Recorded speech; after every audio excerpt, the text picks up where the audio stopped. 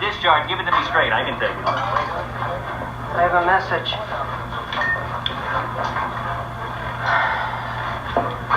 Lieutenant Colonel Henry Blake's plane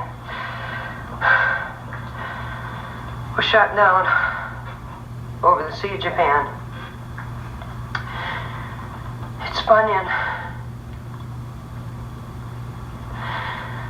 There were no survivors. MASH is the kind of show that becomes part of people's lives. From its 1972 premiere to its record-shattering 1983 finale, the series about a mobile Army surgical hospital during the Korean War blended comedy with genuine emotional weight. At its center was Henry Blake, the warm-hearted, bumbling commanding officer of the 4077th, beloved by his men and by millions of viewers. When the time came for Henry to leave the show, nobody was ready for what happened next. Not the audience, and certainly not the cast. This is the story of one of television's most shocking moments and how the MASH cast found out about Henry Blake's death. Before we get into it, we want to hear from you. Where were you when you first saw Henry Blake's final scene? Drop it in the comments below. Did it catch you completely off guard?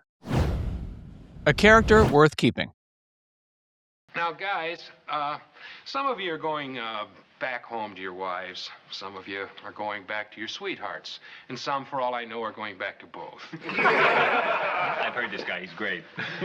Irregardless of what you've got waiting, I mean, you owe it to that waitee to return home with a clean mind and a clean body. Because, like I like to say, clean is as clean does, and clean does as clean thinks. Henry Blake wasn't written to be the kind of character you mourned. He was comedic relief, a well-meaning but mostly ineffective commanding officer who let Hawkeye and Trapper run circles around him. McLean Stevenson brought genuine warmth to the role, and viewers responded in kind. In the show, Henry was a 44-year-old reservist, pulled away from his private practice in Bloomington, Illinois, leaving behind a wife and 3 kids. He struggled to make command decisions without his company clerk, Radar, who could seemingly read his mind before he could finish a sentence. But what Henry lacked in military authority, he made up for in heart. Under his watch, the 4077th maintained a 97.6% casualty survival rate. By the end of Season 3, things behind the scenes were shifting. McLean Stevenson had grown dissatisfied with the direction of the show and made the decision to leave. His character was written out as being discharged and sent home, a bittersweet but clean conclusion that, on the surface, seemed like a fitting goodbye. One more scene. He said, look, we got one more scene to do. And, oh, okay. So they handed out 6 pieces of paper. Mm-hmm. And there was the scene, and the only guy that had lines was Gary Burgall. And I'm telling you that en masse, the 6 of us just looked at Larry Gelbart and said, why? Mm-hmm. And Larry said, well, I'm going to give you as many reasons as I can that make sense, and any one of them you pick up on, you can take it. 1, it lends credibility to the show, the futility of war. 2, we think it'll cause tremendous publicity for the show. And 3, the network wants us to because they don't want you to go out and do another series with this character. Or 4, none of the above, so take your choice.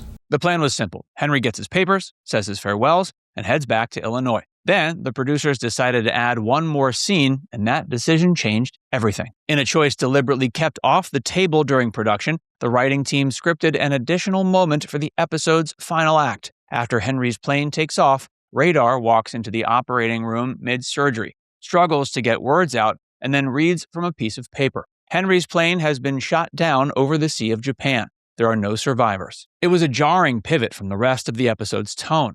The show had spent an entire hour giving Henry a warm farewell, and then in under a minute, it yanked it all back. The producers believed that kind of unexpected loss, the kind that doesn't announce itself, was more honest to the reality of war. It was also, by design, completely hidden from the people who had to perform it. Keeping the cast in the dark. What was to have been a cast party at the end of the season and a goodbye party for me, we all went to our dressing rooms. I think everybody, like I did, just sat and cried for about a half hour. We all got in our cars and went home. We've been great friends ever since. Nobody went to the party.